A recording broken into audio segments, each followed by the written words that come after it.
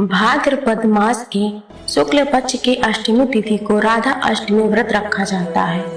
माना जाता है कि इसी दिन भगवान श्री कृष्ण की प्रिय राधा रानी का जन्म हुआ था। इस दिन राधा रानी की विधि विधान के साथ पूजा अर्चना और व्रत करने का विधान है।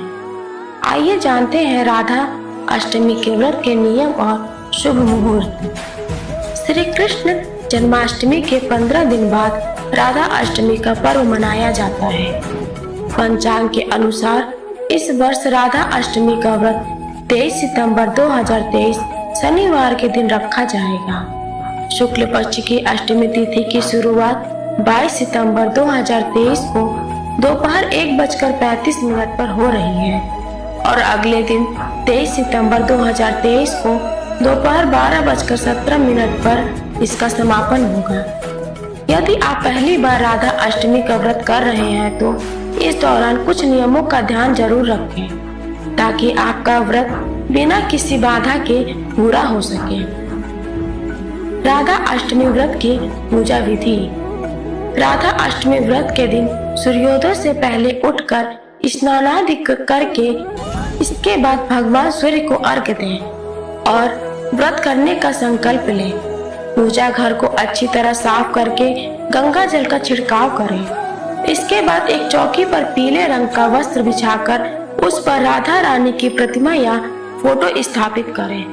राधा जी के आगे मिट्टी या तांबे का कलश में जल, सिक्के और आम के पत्ते रखकर उस पर नारियल रखें। इसके बाद राधा रानी जी को पंचामृत से स्नान कराएं, उन्हें जल चढ़ाएं और पुष्प, चंदन, धूप, दीप, फल आदि अर्पित करें। विधि विधान के साथ राधा जी की पूजा और उनका श्रृंगार करें। राधा रानी को भोग लगाने के बाद भगवान श्री कृष्ण का पूजन करें और उन्हें भोग के रूप में फल और मिठाई के साथ तुलसी दल भी अर्पित करें।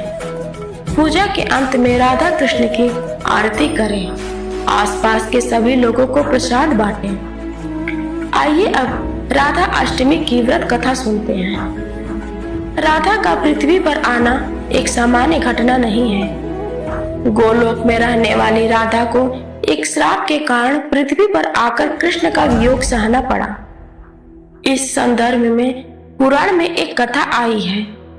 एक बार राधा गोलोक से कहीं बाहर गई थी। उस समय कृष्ण अपनी विरजा नाम की सखी के साथ विहार कर रहे थे। संयोगवश राधा वहां आ गई।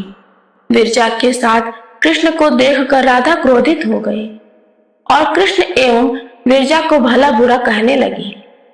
लज्जावश विरजा नदी बनकर बह गई। कृष्ण के प्रति राधा के क्रोधपूर्ण शब्दों को सुनकर कृष्ण का मित्र सुदामा आवेश में आ गया।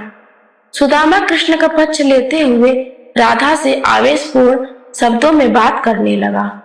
सुदामा के इस व्यवहार को देखकर राधा नाराज हो गई। राधा ने सुदामा को दानव रूप में जन्म लेने का श्राप दे दिया। क्रोध में भरे हुए सुदामा ने भी हित अहित का विचार किए बिना राधा को मनुष्य योनि में जन्म लेने का श्राप दे दिया। राधा के श्राप से सुदामा शंखचूड़ नाम का दानव बना, जिसका वध भगवान शिव ने किया। सुदामा के श्राप के कारण राधा को मनुष्य रूप में जन्म लेकर धरती पर आना पड़ा।